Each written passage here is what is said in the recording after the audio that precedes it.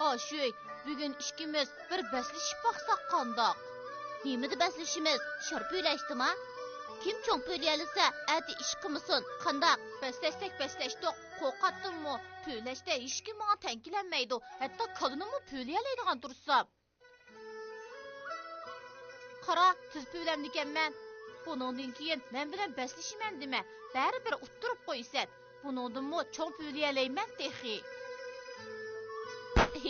Paypaqı nahal qalxmaq degəndək iş bolduğu bu. Utturdun. Məndeki şart texi ba. Lekin siniki etilib ketdi. Qadimqi zamanda kishilar nazir chiroqni ko'p o'tkazib turadi ekan. Hamda bunday faoliyatlarda sharafni kam qilmaydi ekan.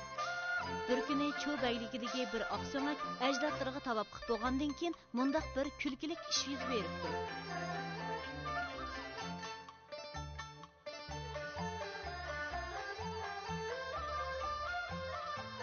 Purapiqma, bu sharab nima degan xushbo'ra? Shu emasmi? Purqidan behush bo'lib ketdi. Qarg'anda ergoto o'xshamamdi. Ergoto degan danliq sharab. Xotinim meni sharab ishkilib qo'ymag'ili. Necha kun bo'lgan. Bugun toza bir ichaychi. Xotini o'zbek qattiq bosh qo'yganda Ajdodlarimni tavob qilib bo'ldi.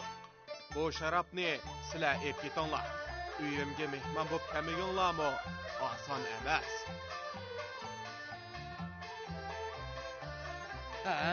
Bu sharab bakla ozgan. agar oz ko'rgan bo'lsangiz men aytib ketay. Neymiş siz erkek keraksiz? Buni men avval tutgan tursam, sizni bir Siz avval tutgan bo'lsangiz, men avval ko'rgan tursam. bu degan mening bo'lmoqchimisiz? Qarang, ko'p kunduzda bulonchilik qilyotdi bu. Bo'ldi, talashmanglar. Bu sharab rastilla bak ozga. Bilishamigidaksizlar. Bu ishni odil bir taraf qilaylik. Ilansiz ishda basishinglar. Qaysinglar tez bo'lsanglar, bu sharabni shu olsin. Ma'qul. Ham shunday bo'lsin. İlan sezib şarap tutuş müsabaqası.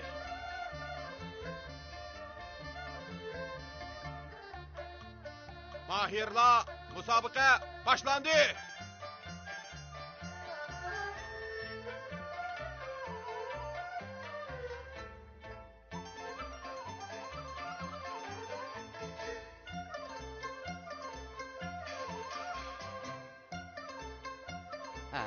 Men sizib bo'ldim. U texi endi 5-chi sizib bitibdi. Men texim to'liqlab sizib, mahoratimni uningga bir ko'rsatib qo'yaychi.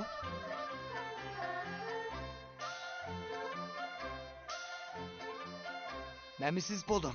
Bu sharab endi mening bo'ldi. Yo'q, men avval sizib bo'lgan tursam, bu sharab mening bo'ladi. Hey birodar, qarab beqing, qaysimizning sizig'ini yilonga bakarak o'xshaydi ekan. Yilonning puti bo'lamdi. O'zimni ko'stiman deb ashur yutibman emasmi? Mana bu paypoqqa nahal qaqmoq degan hikoya. Buning ma'nosi shuki, ish qilganda behuda ish qilishdan saqlanishimiz kerak. Bo'lmasa, qilayotgan ishimizni buzib qo'yamiz. Kichik do'stlar, tushundinglarmi?